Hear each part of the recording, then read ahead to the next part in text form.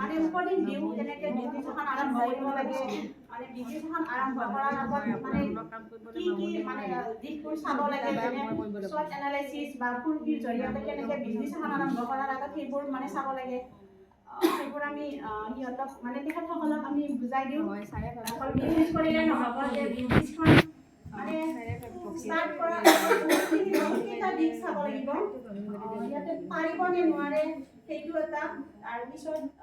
তেখেতসকলে অকল লোনৰ ওপৰত ভিত্তি কৰি যে বিজনেছ কৰিব সেইটো নহয় লোনটো পিছতে আহে ফাৰ্ষ্ট টাইম নিজৰ মানে অন ইনভেষ্ট কৰিব লাগিব কিছুমানে এখন বিজনেছ কৰাৰ আগত অন ইনভেষ্টমেণ্ট প্ৰয়োজন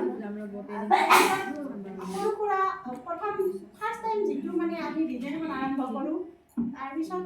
আছে তাৰপিছত CLF ভিউ এইবোৰৰ পৰা আমি সহায় ল'ব পাৰোঁ সেইবোৰৰ সহায়ৰ পিছত আমি বিজনেছখন আকৌ ডাঙৰ কৰিবৰ কাৰণে আমি বেংক লোন ল'ব পাৰোঁ বেংক লোন বহুতকেইটা স্কিমত আমি ল'ব পাৰোঁ ইয়াৰ ওপৰত